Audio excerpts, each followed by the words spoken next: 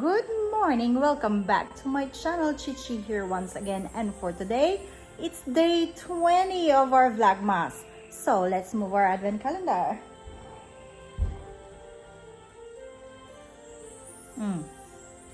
Someone's waiting. Let's give my dog some treats. Our treats, day 20. Nom nom.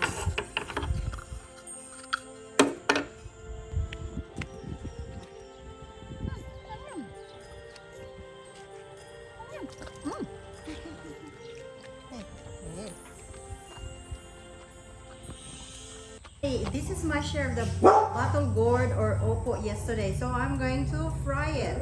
So our ingredients for today, I'm in a hurry because I have to go shopping.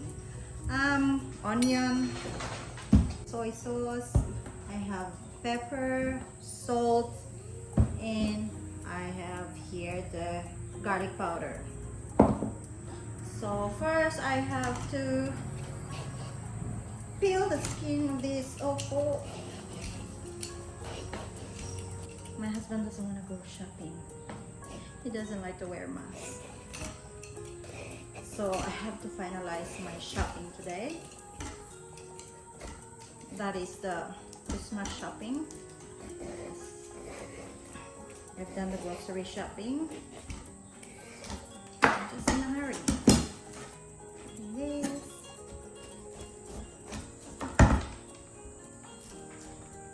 Get rid of the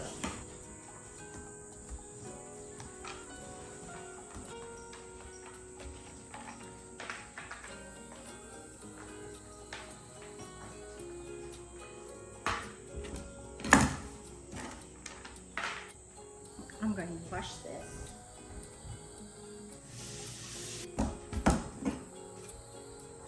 So again, thank you Carlo and Josephine for having us yesterday for the Christmas party.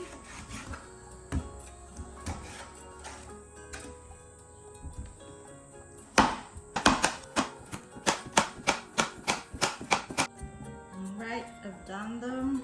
Opo, now the onion.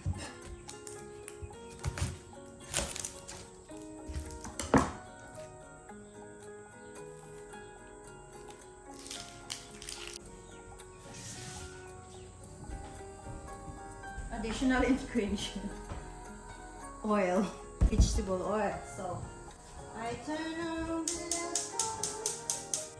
now. I'm putting the oil, putting the onion now.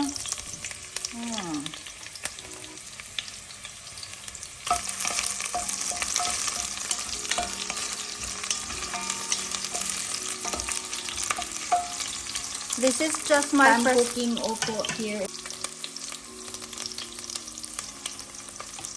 Now the opo.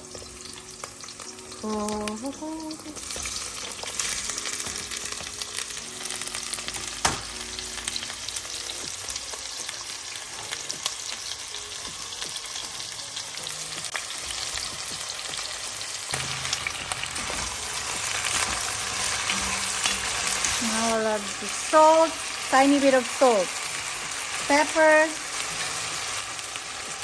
garlic powder,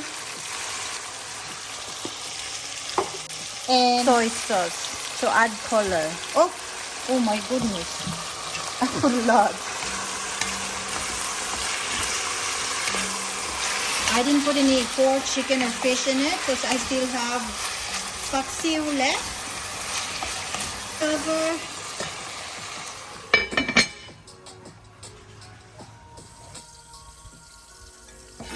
Check our opo.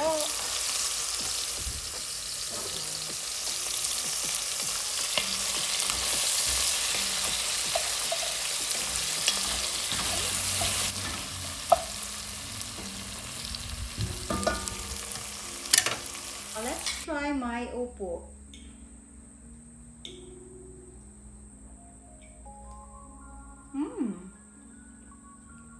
Yummy. I still have the polenta left and my paksiw.